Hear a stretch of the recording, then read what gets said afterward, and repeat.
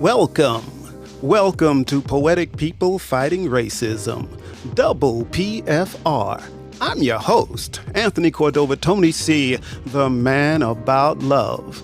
I'm also the co-host of I'm Right, where I have the privilege to be in a show with my beautiful, with my intelligent, with my incredibly gifted wife, Jill Cox Cordova, right here on Fireside. Here at Double PFR, we discuss racism and the caste system in the United States of America through poetry, through art, through music, using the voices of our souls, using the strength of our ancestors to heal the fractured country we live in and die in. Here at Double PFR, all souls are welcome. All people are welcome. Welcome to discuss the racism we live in. Come on in. We'll put our arms around you, providing a safe place for you, a home to protect you, a place where you're surrounded by hope, where you're surrounded by compassion, where you're surrounded by empathy, forgiveness, and love. Surrounded by love. Surrounded by so much love. I'd love for you to come in with me, to stand by me, to see what we can do to change this country, to change the people that live in this country. I welcome you to Double PFR with love, with so much love. Double PFR. Welcome, welcome, welcome. Welcome, people. Are you there? Let me know my audio is working correctly and all that. Give me a round of applause or something so I know that someone is here. Ooh, I see Charlie and I see my wonderful sister-in-law, and hopefully my brother is there also. Welcome. I am so glad you're here, and I'm glad you heard the intro. So, I don't know what I'm doing tonight. Tonight, everything was just hectic. Hectic. So I just sat down just like in a nick of time to do the show. So that's what I'm going to do. So the first thing I'm going to do, and I don't even know what that is at this point, but each episode, I will do a poem that comes from my manuscript, Living and Dying. Before the poem, I will also give a glossary of terms, terms that I use throughout my manuscript. Now, after the poem, I'm going to invite you, the viewers, to chime in. And if you're a little shy about that and don't really want to do it, it's okay. I'll just go on autopilot and just keep on talking. So the next thing I'm going to do is cue up the poem that I'm supposed to do and the music. Now, the first one is titled The Blue and White Eyes. Now, in my manuscript, I took great care to separate the Caucasians of this country. So I separated into the blue and white eyes and the decent white lives. So I'll start with the decent white lives. These are people that are Caucasian in this country, and they're really just decent people. They don't have real hate for anyone or anything else. They're just like anyone else, just walking around, just trying to get day to day, go to jobs and all of that. But they're not particularly hate anyone. Now, on the other hand, the blue and white eyes. Now, the blue and white eyes doesn't particularly represent people with blue and white eyes. What it is the Caucasian people in this country that have European blood, that believe their blood is pure, so better than everyone else's. So they kind of believe that that makes them superior. to other people, to set themselves apart from everyone else. So that's how I divided the whole book, the whole manuscript. You got the blue and white eyes and decent white lives. I have it through the whole manuscript. Okay, I think that's enough explanation about that. So now I'm going to get to the poem. Again, this is the blue and white eyes.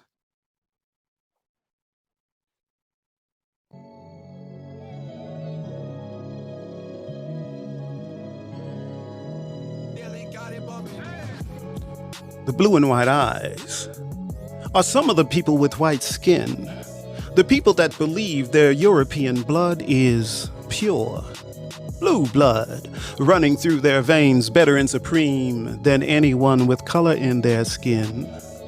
They believe the darker a person's skin, the more they become less than seen through wide eyes, seen through the haze of privileged minds, seen through the white gaze of white eyes. They have been destroying lives of black people ever since they laid eyes on black lives living in the first land, the absolutely magnificent motherland. The blue and white eyes built the most powerful and wealthiest country in the world by enslaving black people, by killing and stealing land from indigenous people. They are still taking lives, still in power, still controlling lives over 400 years later by controlling a nation, by oppressing minority people, mostly oppressing America's black people.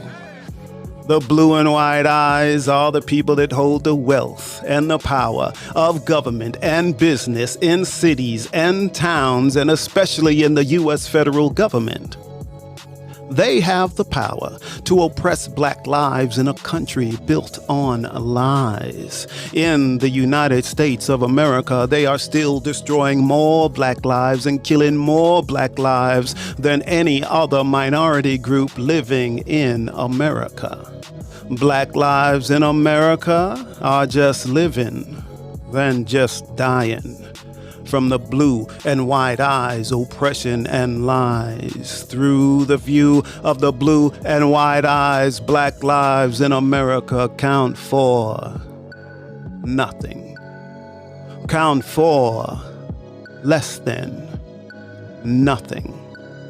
It's been that way for a long time, for over 400 years. Such a long time. Such a long time. Such a long time. All right. That is it. That is it. That's the blue and white eyes. Cool. I'm glad I made it through it. Yeah, I really am glad I made it through. Oh, I see we have someone new in the audience. Is that Melanie? Hi, welcome. Is that who we have, Jill? Because I can't see with my glasses or without them. How about that? That is who we have, yes. Oh, well, welcome, Melanie. I'm so happy to see you here. All right. So this is the time where we can open the floor to discussion. Anyone that wants to make a comment about the poem I just recited, or you just want to ask a question to me about that poem, I'm opening the floor. So do we have anyone, Jill? I don't think so. Not yet. Not yet, but I have sent invitations to everyone who's here. Oh, okay. Well, that's cool. So All right. if you're new to Fireside and you see an invitation pop up on your screen, just accept it and then you can talk. Yeah, that would be cool. Just accept. Talk to me. Yeah, that's what I need. Okay. So we have Connie is on the stage. Oh, hello, Connie, my favorite sister-in-law. Connie, you'll need to unmute yourself. So down in the bottom, in the middle, there's a microphone, and you just press that microphone and it should unmute you.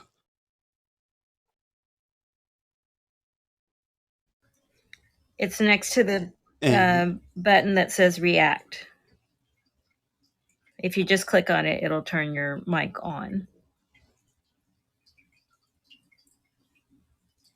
okay.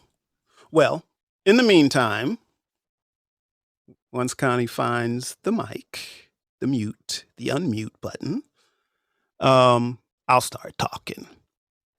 So, with this poem, I wasn't trying to offend anyone. I'm just trying to show a difference between decent Americans, the decent white lives, and the blue and white eyes, which I call them. What's showing is that I realize that every Caucasian in this country is not filled with hate. I know that every single one of them don't hate me. They wish me no harm. So in my manuscript, it was very important for me to show that because I am all about love. I do believe we need to learn from each other um, and stop segregating ourselves from each other.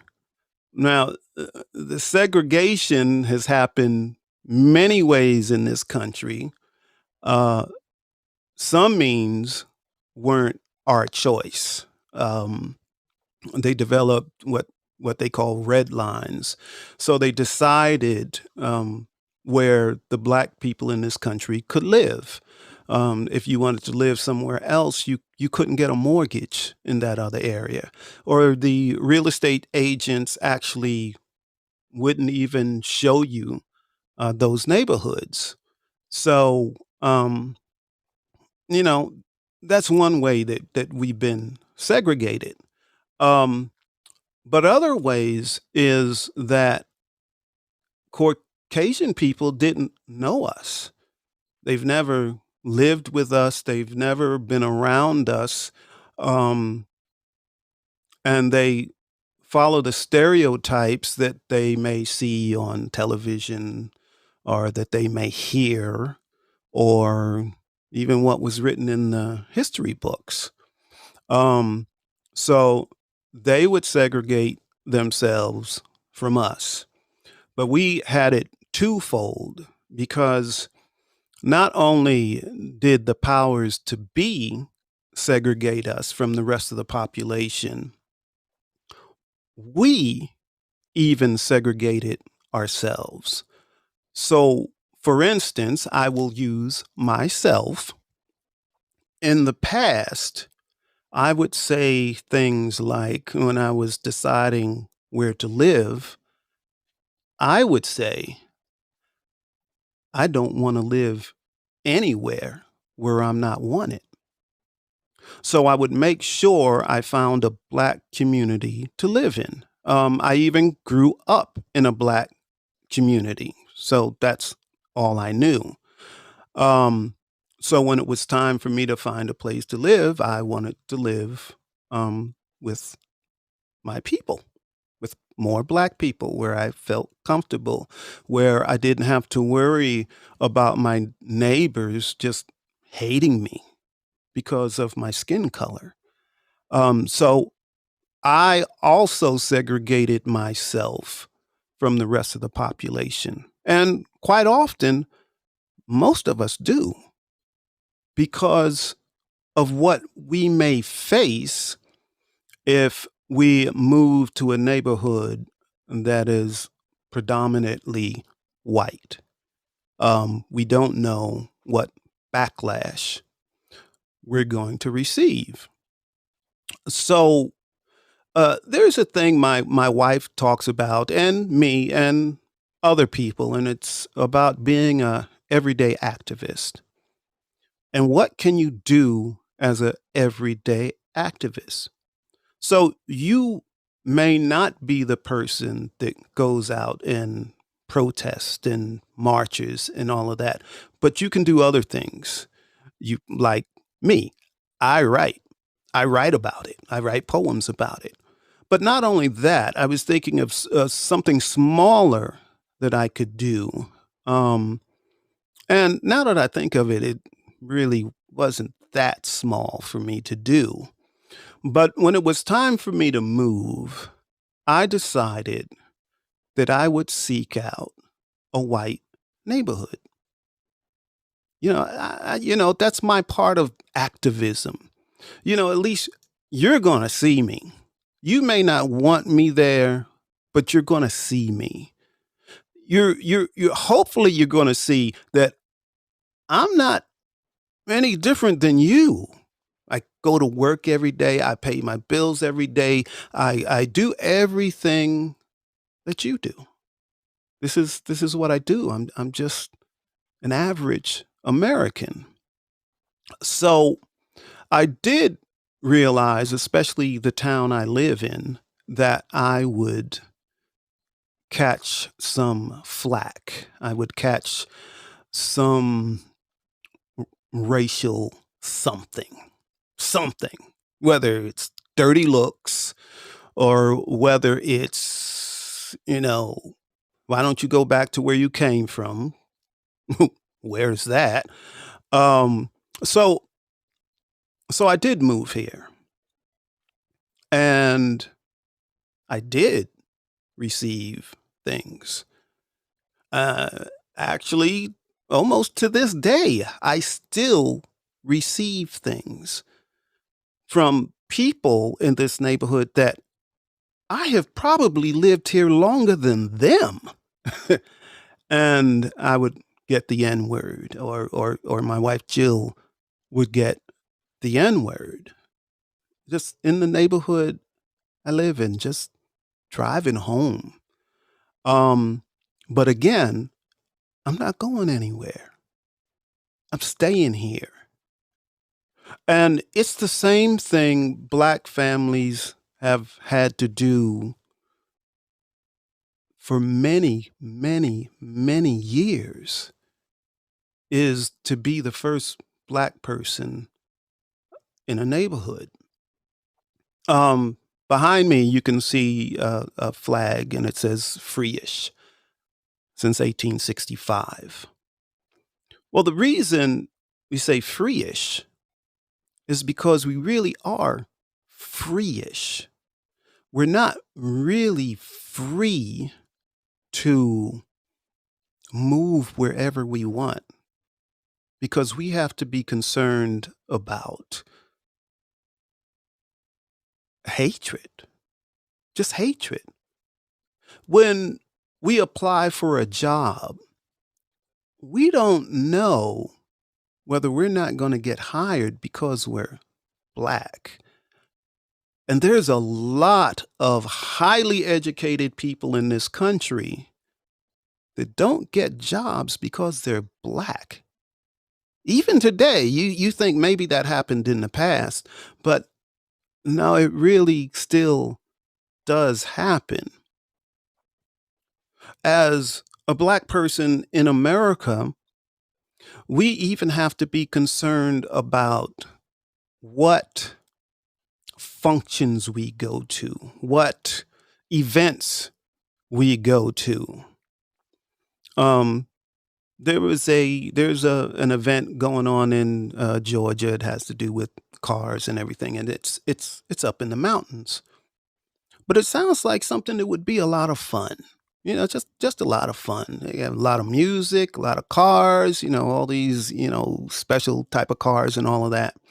And everybody I've talked to says, "Hey, it's a lot of fun. You should come." But they were all white people. So I have to think about up in the North Georgia mountains, do I want to go to that event? Is it going to be a safe place for me to go? And people might think, "Oh, that's not realistic. You're being paranoid." But actually I'm not. A good buddy and and a good buddy of mine, we used to go fishing together in his boat. And we went one time, and when we got back to the boat, every tire was slashed. Every tire on the car was slashed, and every tire on the boat was slashed. And the reason we came back, because when we were leaving the boat ramp, we thought for sure we heard someone call us the N word. And we kept thinking about it and keep thinking about it. And when we came back, they were gone and all the tires were slashed. So these things really do happen. We're not paranoid. We These things really do happen to us today. Road rage. I can't tell you the amount of road rage I have received, not because I did anything wrong. They were just pissed that I was where I was at. They felt like I shouldn't have been there. How dare I be there? How dare I drive through this community? How dare I be in this area? It's insane. So hate is really a horrible thing, and especially when it's not founded in anything real at all. It's founded by one group of people feeling they're better than another group of people because of the color of their skin. That is just insane to me, just insane. Whew. I've been talking a while, Jill. Did Connie ever work out her issues with her mic? No, I've been texting her instructions. So Okay. hopefully Oh, we can get excuse it. me.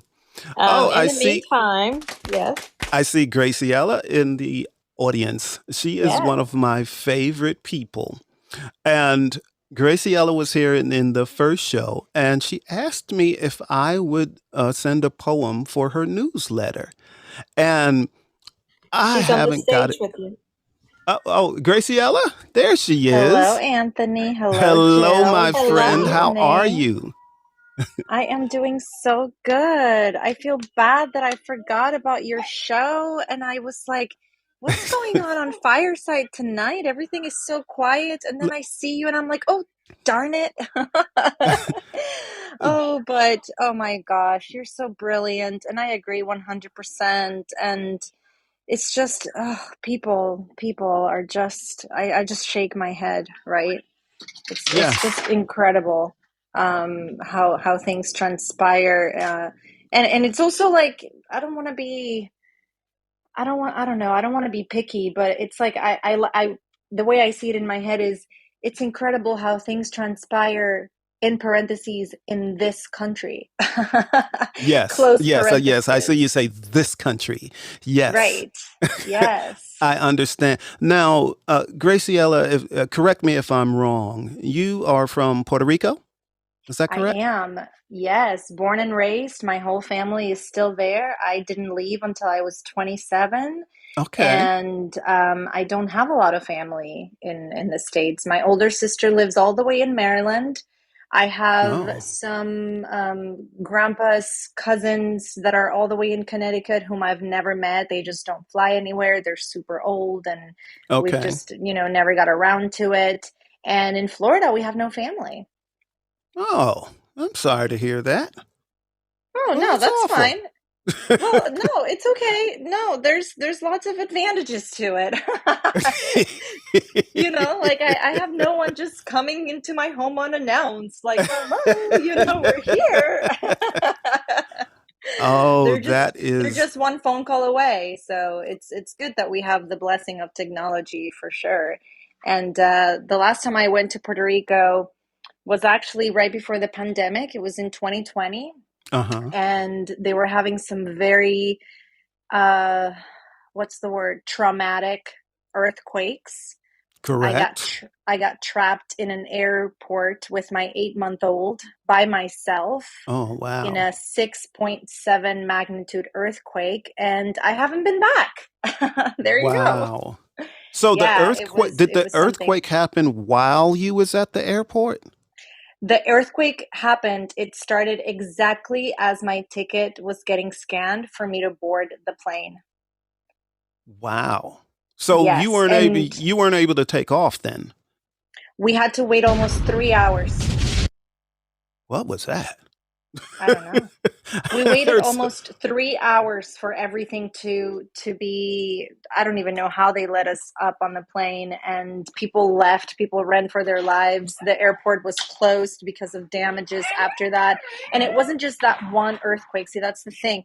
There's been recurrent earthquakes before that one and Mhm. after, and that's why I haven't been back. Like, there, we just don't see these types of things in the news, but the scientists still don't know what's going on around the island, because they just keep happening. And so a lot of Mhm. people currently have lost properties, whole buildings, businesses. The infrastructure is definitely suffering because of all these earthquakes. And people like my baby sister, who is a young mother, a toddler, she's only 23. They have bags packed and ready to go in case a big earthquake rolls around. And so that type of living in fear, I'm like, we live in the Sunshine State. If you want to see us, please come see us. But I'm Yes. not going over there to put myself through that again, right? So, and again, this is just what I hear because I really don't get much information about Puerto Rico, but I understand that still, um, they they don't have 100% electricity restored yet. Is that correct? Um, so Puerto Rico is, how can I explain it? It's the whole spectrum. You have the really rich people. Normally, those are celebrities, like And Ricky Martin, who may have they a have big property electricity, there. don't they? Right, They have exactly, electricity. right, Yeah. exactly. And then you have very indigenous areas that are still living under the, line of poverty, and we don't even hear about them in the history classes. Like, I Mm-hmm. found out that those people were there when I was already an adult, and I was like, what? People in Puerto Rico live like this? I didn't Wow. even know. Yeah. And so you have everything in Puerto Rico. And the same thing with I don't want to say race because we're all Puerto Rican, but all the shades, right? Mm-hmm. Because our blood is African and from Spain, and then the indigenous. Mm-hmm. So because you get all the colors of the rainbow, there's a lot of racism as well, Mm-hmm. inevitably speaking. And so Yes. it's very interesting to grow up in the Caribbean for sure. And then there's the aspect of the kind, quote unquote, special treatment that we get in Puerto Rico because we are semi part of the states, right? As an That's incorporated, what I was going to ask you about. right. Yeah. Yeah, So go ahead. What's the question? what do you see? What's your I don't know. How do you see the relationship between the United States and Puerto Rico? Um, well, politics is not my forte. Let's just throw that disclaimer out there. Okay. um, but it's always been a kind of a power dynamic that people who are pro statehood believe that it's such a blessing to be a part of the states, and then the people like my father, for example, who was pro independence, believed that the states was always just taking advantage of resources and natural resources as well. Puerto Rico is very rich in nature. Mm-hmm. They have the rainforest, they have both Atlantic and Caribbean waters. It is very strategically placed on the map, Mm-hmm. even though it's a tiny island. And so it's like, what is it about Puerto Rico that the US is so interested in, as opposed to all these other places, right? And so Yes. those people that are pro statehood, they're like, oh yeah, the US is the best. We want to be a state. Let's do it. And then there's the other side of that, which is no, they're taking advantage. And at the same time, they don't provide some of the basic needs. So You, there's both yeah, sides to it. yeah. I kind of feel the same way when it comes to the United States and how they treat anyone that's other. Right. Now, I'm very happy that I was born here. I'm very happy that I live here. I've been able to start several businesses where somewhere else I may not have done that. Right. Uh, so I've had relative success, um, but many times racism stood in the way of Right. that success. I've had people just try to tear me down just because, Hmm. within business, just because, no good reason.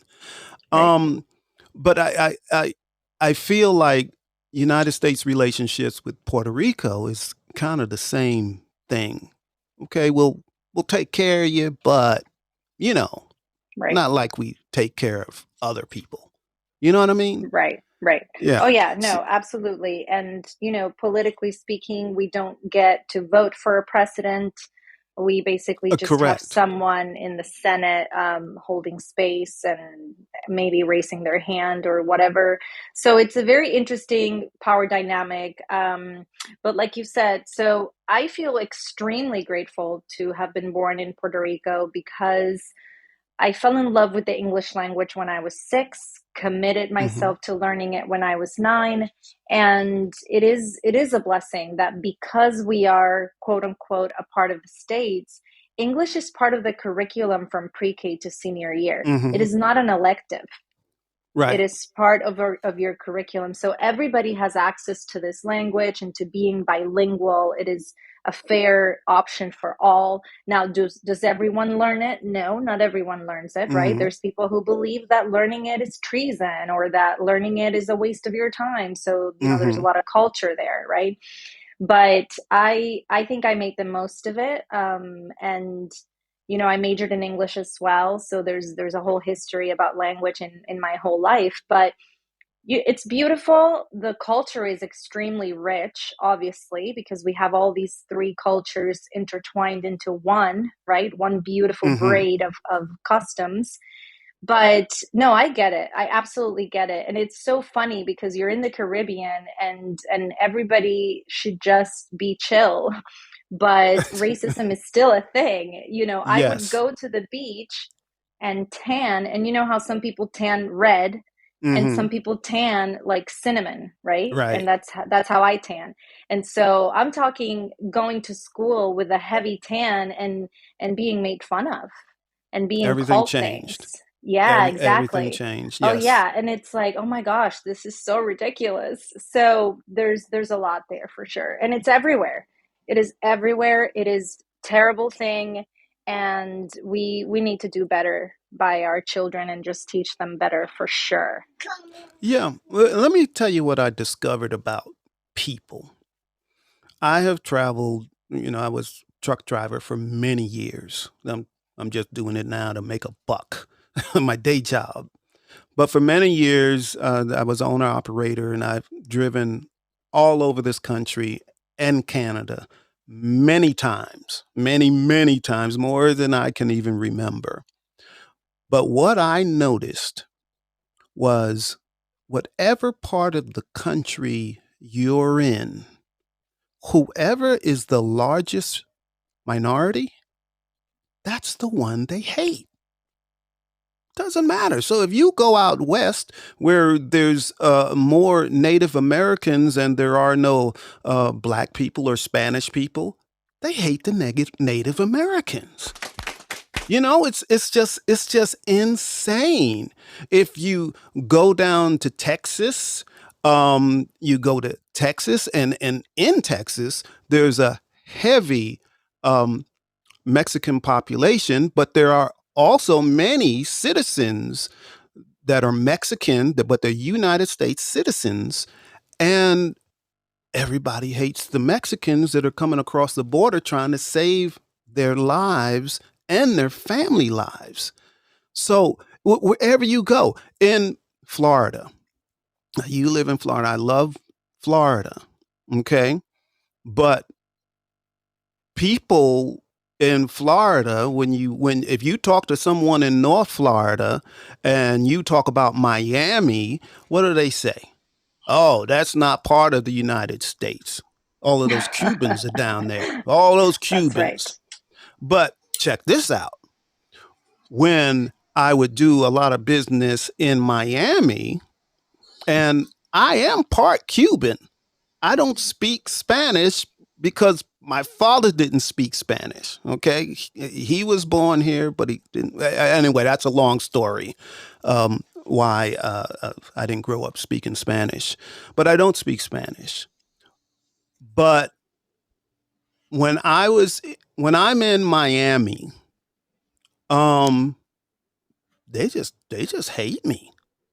They hate me if I speak to someone. They just kind of grunt at me. Um, Sweetheart, we have another person who spent a lot of time in Florida, Charles. oh, okay. He's on the stage. Okay. So, Hello, how are Graciela, you? thank you so much for speaking. Yes, And of let's course. talk to You're welcome. Charles. I want to hear Charles. Yes, and please Hello, stay on how the are you? stage, Graciela, because you're wonderful. Yeah, Hey, I did. Charles. I know Hey, Charles. how you I'm doing? How like, are you doing? Charles looks familiar. How you doing? I'm good. How are you doing? I'm all right. It was good seeing you. When was that? 2 weeks ago? Yep, yes, sir. Excellent. So, Charles, and you grew up in Florida, right? I grew up, I'll say, in Chicago, but I moved to Okay. high school in Florida, high school and college in Florida. Oh, now that must have been a culture shock. Yes, yeah, yes. Although my mother was raised in Miami, so I'd been Okay. there before, so it wasn't. I just hadn't lived there. I just visited before then. Okay. So moving there, yeah, it was a bit of a culture shock. Mm-hmm.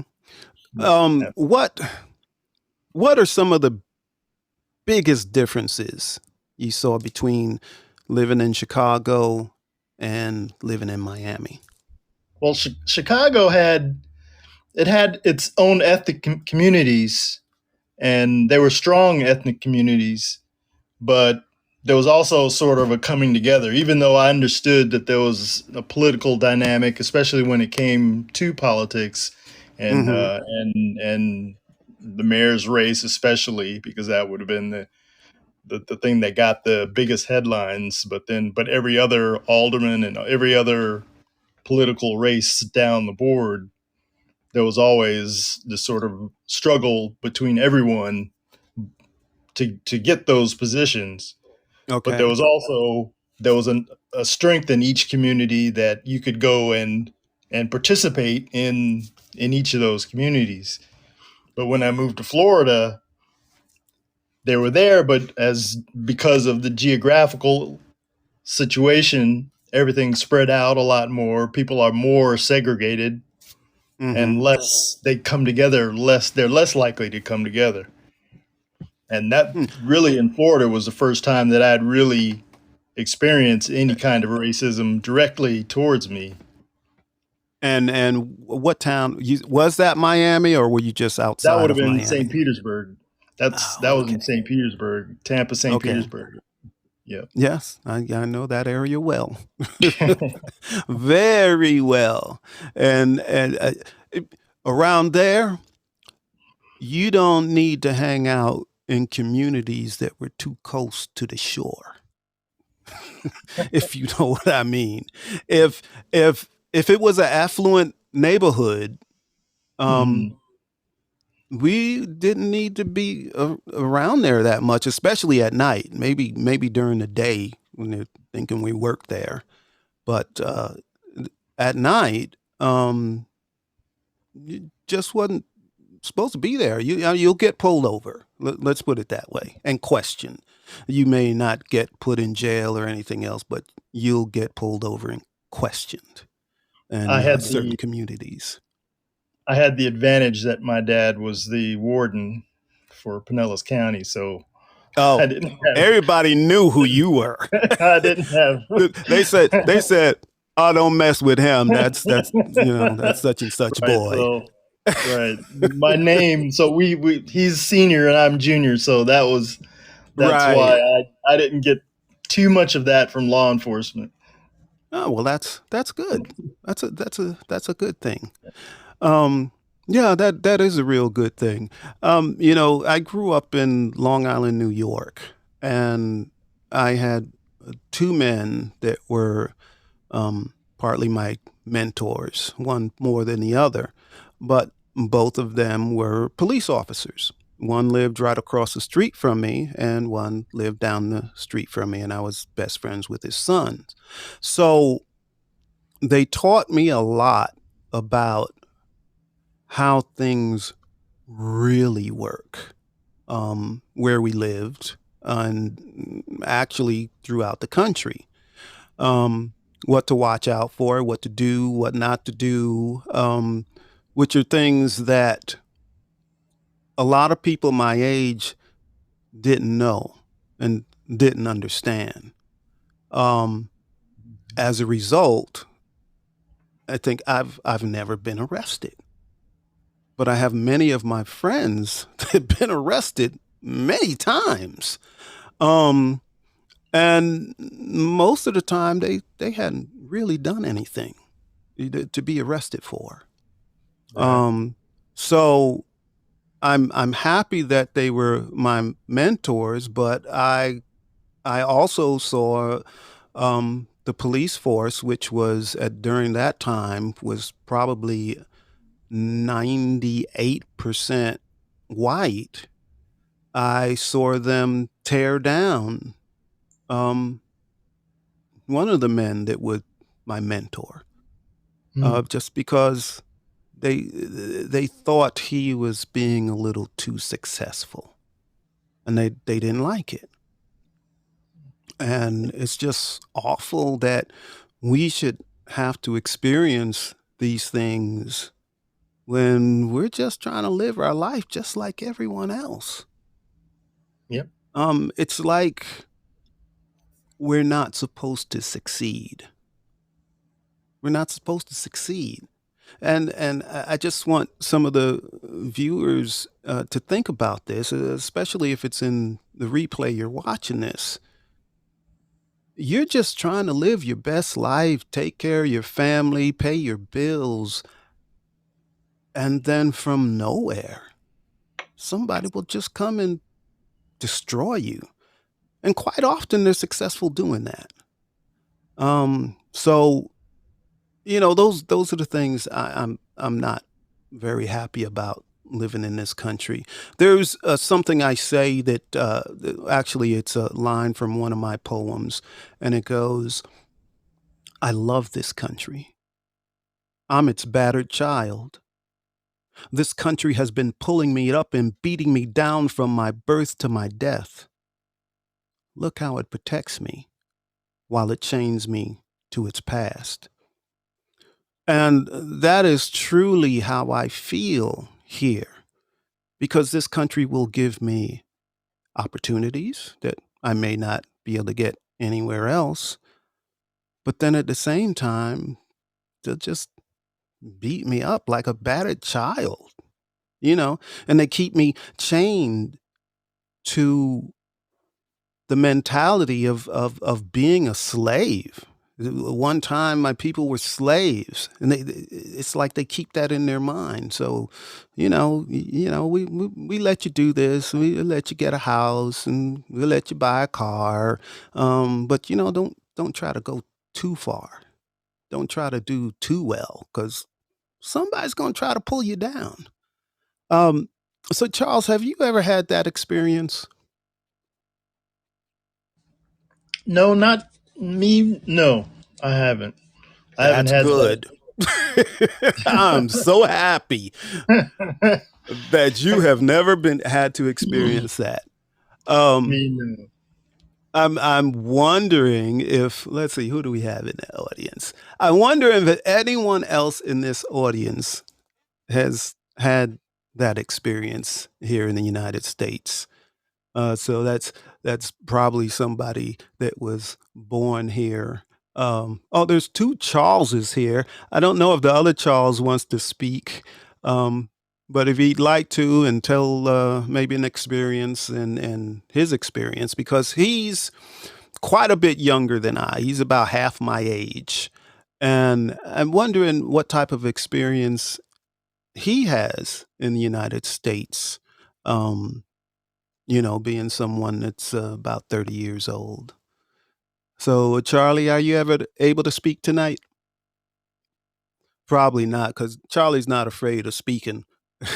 So that's all right. That's okay. All right. Um, Graciela, I'm coming back Yes. around to you because I wanna tell you something before I forget. So I am definitely getting a poem to you, and actually I wrote another one. I just need to tweak it. I couldn't find the one I thought I could just send to you. So I just need to tweak it. And I just want to let you know I haven't forgotten. Yeah, no, don't worry. I'm not going to forget either. I'll follow up eventually, and you just do your thing, and I will just keep following up, and you can take your time. It's been a beautiful journey, featuring poets, and I just love doing that. I avoided Twitter for a decade. And then when I got there, I realized that there's so much poetry. Oh, hi, Charlie. There's Charlie is Charlie. here. Hey, Yay. So yeah, do not worry about it, brother. I am. Oh, all right. And Graciela, what is the name of your show on Fireside? My name is Moon, Magic and Mindfulness with Grace. That was pretty good. Yeah. That was pretty good. But let me tell the viewers a little bit about Graciela. She has only been on this app for maybe 3 or 4 weeks, 1 month. That's and right. she has made friends. How long? I started on August 8th. It's been 6 episodes, and they're all trending. Blessed be. I'm so blessed. Yes, because Graciela has made friends with everyone. Everybody already knows who Graciela is. So that is wonderful. And she is so kind and loving. She loves everyone. Which is something I'm all about. I want us to love everyone. Just embrace everybody, like they're your brothers and sisters and long lost cousins, except the long lost cousins you don't want to see. But the long lost cousins you don't want to see, even though you may not want them around, if it came time to help them, you would. And that's how we need to treat each other. All right. Thank you, Graciela. Thank you, Charlie. And Charlie, the other Charlie, the young Charlie, are you there? hey, how you doing? There we are. I'm doing great. How are you? I've been all right. I'm doing okay. Good. Did you get everything settled? I don't know. I'm not. No, there's so many moving parts, but it's getting there. I Okay. told today, Rome wasn't built in a day, so take your time. I was like, yeah, you're right. So, but Oh, everything's coming together. good. I'm glad to hear that. But Charlie, what I want to know is, as and I've seen Charlie, so I know he's a black man. So, Charlie, as a black man, and I believe you're 30 years old. hmm Has your experience as a black man in America been any different than my experience? There's somebody that's up in their 60s.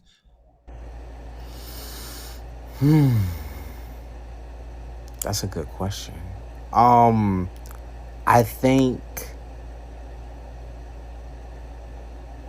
I think it's a bit different, but not too much. And that's only because I know that you dealt with racism and racism was blatant for you. Mm-hmm. And when I was coming up, like in elementary school, even early in elementary school, racism was like subtle. And it was like, it was in your face, definitely, because I'm from the South, from North Mm-hmm. Carolina. So it's definitely in your face. You can't mistake it. Like, but then I was a child, so I didn't really understand it until I got older. And I think uh, one of my first instances with racism was with a teacher, and her name. Well, I won't say her name. I'm pretty Okay. sure she's not alive anymore, but whatever. I won't say her name. Okay. So, this woman, she would take, you know, several other students. I think it was like two or three other students, and sit us in the side of the room, and then she would teach the class. And so we had these books that looked different. It was these math books. I will never forget this. These math books that looked different from the other kids' math books. And I'm like looking, and I'm a quick kid. I was really quick. I was Mm-hmm. smart. I'm witty. I'm a clever kid. It's hard to get one over on me. So I'm like looking at the book, and the book had a sticker on it. I always wondered like what's under this sticker. So I scratched it up, and I realized, because I was in the fourth grade at the time, I realized this is a third grade book, and I realized how easy the work actually was, and the rest of the kids were learning different math from it. So it just always, it started to Yes. occur to me that so I go up and I confront her, and I'm like, I asked her straight up. I was like, why is this book different from the rest of their books? And she was like, don't worry about that. And I Mm-hmm. was like, no, I am worried about that. I want to know, why is it different? And mind you, the in that other selective group of people, there were actually black kids in that group, but still. And so I was like, why is it that they're learning something different from me? And she was like, stop asking questions. She was like, what she say? She said, stop asking questions. At least you get a grade. And then I was like, no, that's not fair. I Mm-hmm. want to learn what they learn. And like, that was one of my exact words. And so there was another teacher in there, because there was a deaf student in there. And like, she started crying. Like, she started weeping because she knew exactly what She was knew it. happening. Mm-hmm. And she was just like, I'm so sorry. Like, even I seen that same lady in high school, and she was like, I'm so surprised you made it to high school. And I was like, what is Wow. that supposed to mean? I knew what she meant, but I Mm-hmm. wanted to hear it from her mouth. And she was like, Nothing, nothing, nothing, nothing. And she was like, I'm so sorry. Like, and she just rushed off. But it was just like, I was one, I was, one of the things that they did to black students, or even, and this was the thing, it was ethnic kids in these smaller classes, these classes that would be like, I forgot what they're called. It's not ESL. That's not what it's called. It's called something else. Anyway, the special kids. That's what most people would call us growing up. The special kids, the Mm-hmm. kids that needed a little more attention. They were all ethnic kids, and it wasn't the fact of I didn't know or I couldn't receive the same information. It was the fact of I needed to be taught differently, and they didn't understand that. And when I got older, I was able to teach myself a lot of things that school did not teach me. But it was just that simple fact of like, at first it was kind of like I thought, oh, I'm just, I need a little more help than other kids. But then I started to realize, nah, it's because you're black. And this is Correct. often what happens. And you don't realize that as a kid growing up. But now as an adult, I know those things. So Correct. did we go through the same things?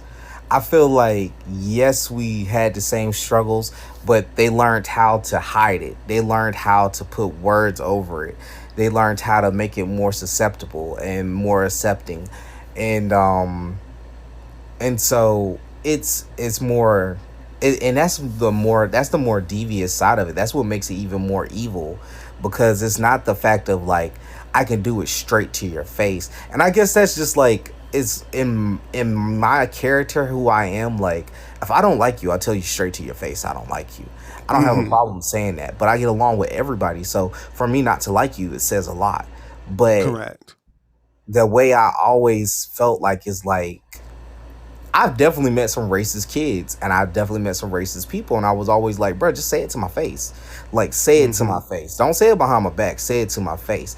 I have respect for you. You can be blatantly racist to my face, and I know that's kind of weird to hear a black person say, but I would. I definitely would, because then I know where I stand with You you. know where they stand. Right. Yes. But I understand that. I grew up in New York mhm, and I moved to the South when I was 22 years old. And there was a big difference. Like in New York, sometimes you would know whether someone was racist for sure because they tell you, get out of my neighborhood or call your names or whatever. mhm, But you're kind of right. What was worse were the people that acted like they were your friends yeah, or that they're in your corner, yeah, but they were racist also. yeah, So you didn't even have the option to see it coming, when they did something to you to take you down. right, Um and and for me, I still look at it that way. hmm, I wish I didn't. You know, hmm, I have, many white friends, but I'm always thinking in the back of my mind is when are they going to do something to me? oh yeah, When yeah, is it going to happen? yeah, It's like I'm just waiting for it to happen. I'm going to treat them with love and kindness and everything else until that point, but in the back of my mind I'm still waiting. When are they yeah, going to do something to me because I'm black? When are they going to say something? yeah. And And that's no way to live, you nah, know? It really isn't. It's a pressure on all the black people of this country. It's stress that we have to deal with, and quite often we don't even realize that stress is affecting our lives. yeah, That's partly why most of us have high blood pressure. hmm, Some comes from the food we eat, and hmm, that's another long story. And some of it comes from just stress that we're under, and we don't realize we're under it because we've lived in it our whole lives. We don't know any different. It's a yeah, stress we accept. yeah.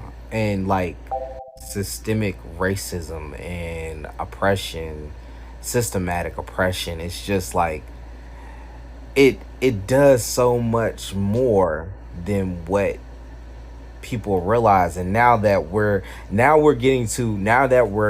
we've gotten to a point, and in my own personal opinion, like it may not be like what I'm about to say, but in my own personal opinion, it's kind of in a place where it's too late.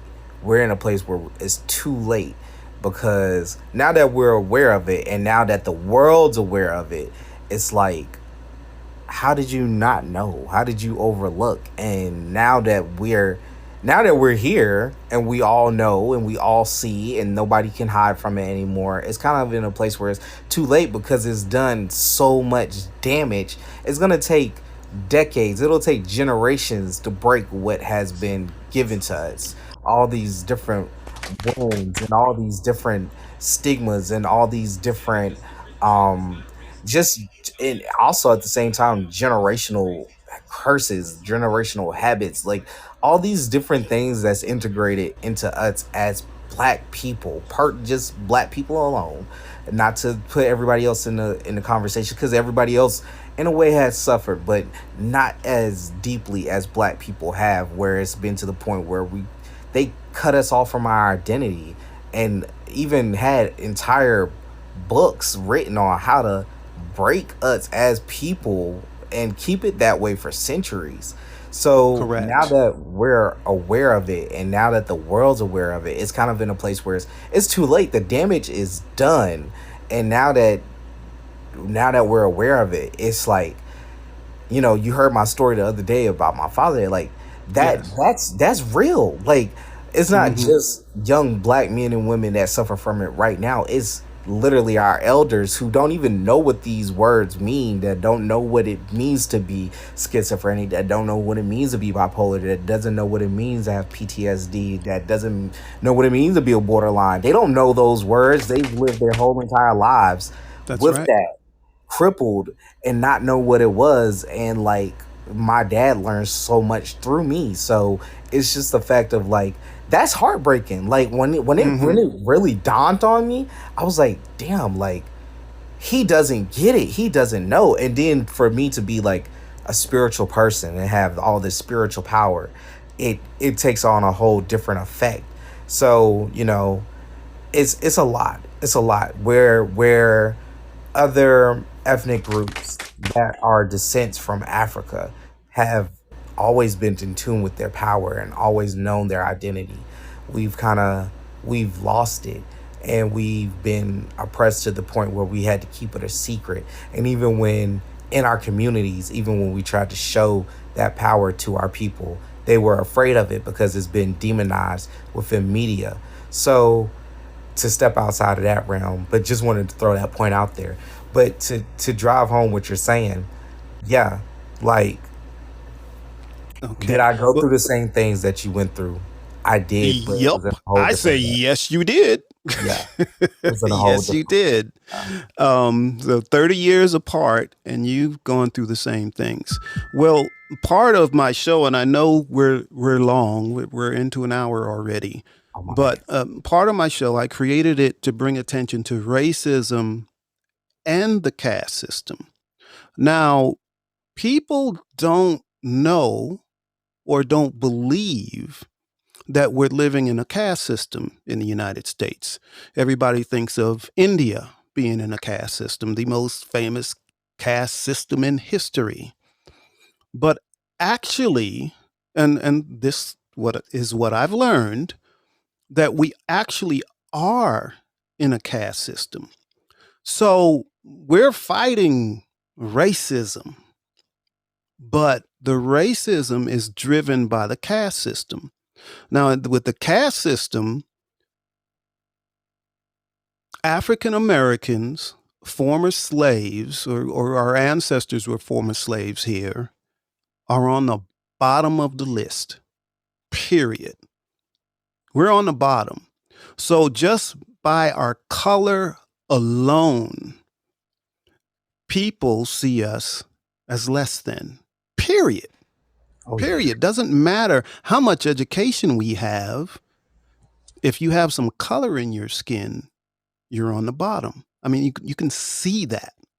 No matter what you do, you can see that. It's like prison stripes that we wear every day because it's easy to attack what you see.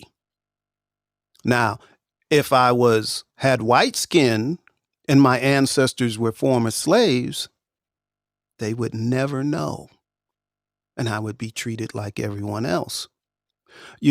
That's the result of, back in the day, we had a lot of African Americans that were fair skinned that tried to pass it white.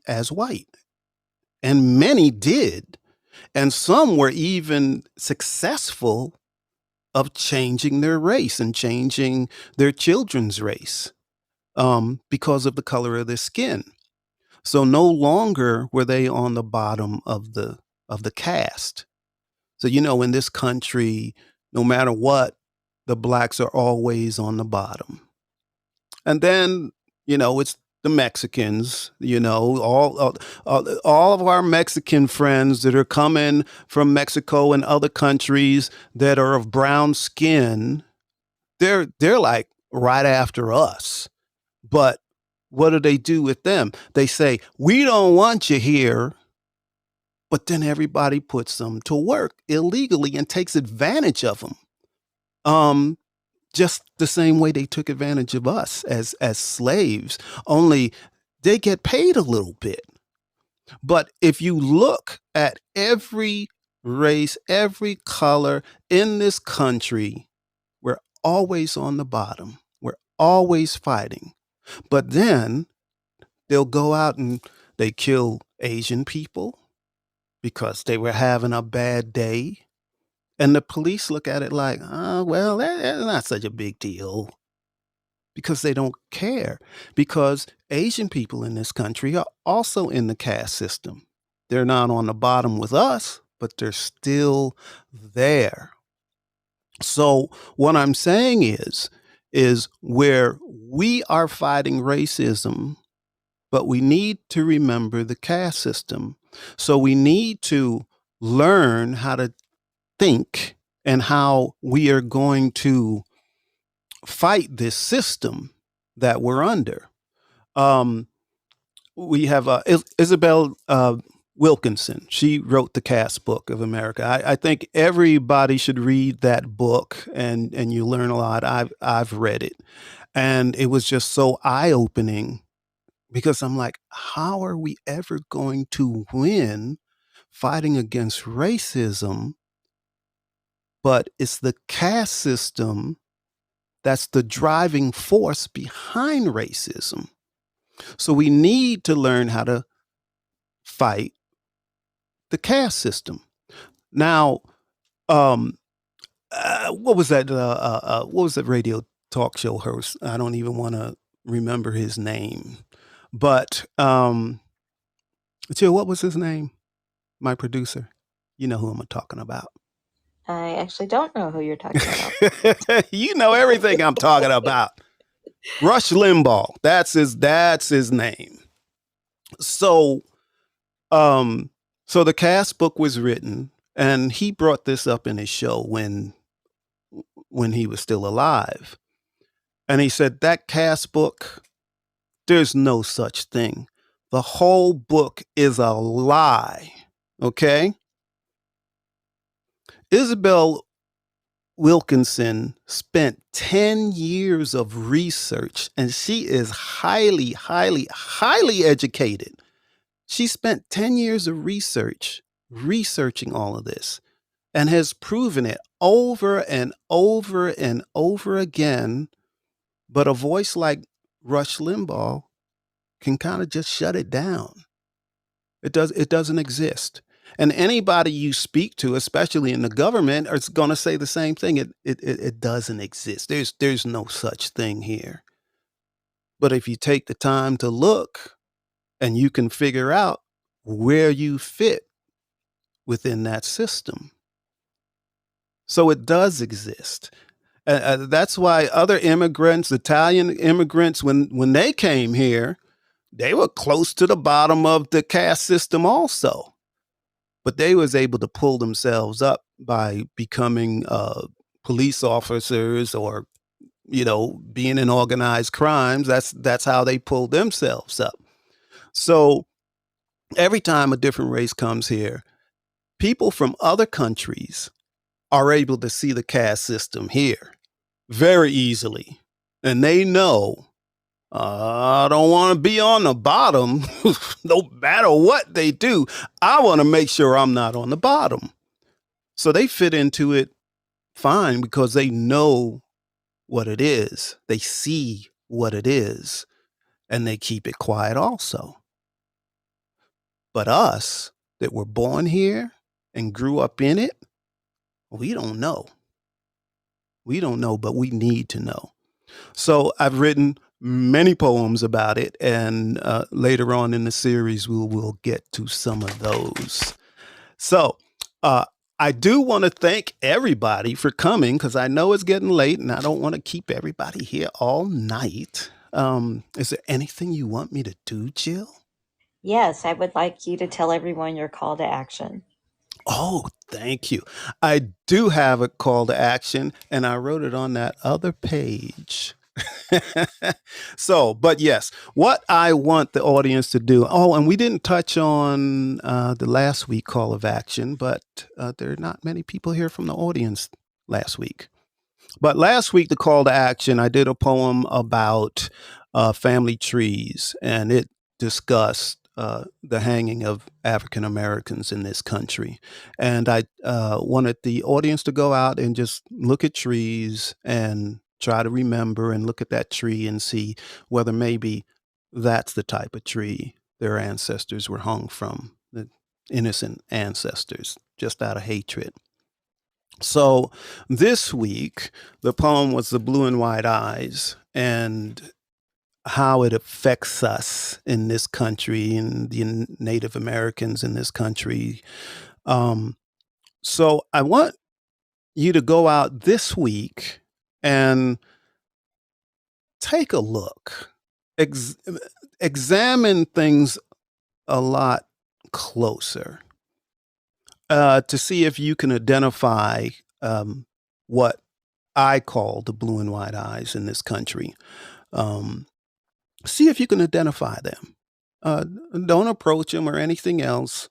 But if you look closely, almost every day, you can find somebody that does something, that says something. It can be as simple as you're at the grocery store and someone starts speaking to you and they say, I have a big house. What's that got to do with anything? It's got nothing to do with anything. But they're white and you're of another color or another race. It doesn't matter. But they find a need to tell you, I live in a very big house, or I drive this type of car, or I live in such and such neighborhood. Just this is the first thing they want to say after hello. So these little things happen all the time, but it's a way for them to show themselves that they're better than you. I've had many of those conversations. And then a lot of times I'm able to show them, but I have more than you. And the conversation stops. They'll say, oh, I have this. I have that too. And I have this. I have that too. And I have this. I have that too. And I say, but do you have this? No. And then the conversation ends. It's ridiculous. But pay attention. Pay attention to what people say to you. Really listen. And then come back and report. I would love to hear that.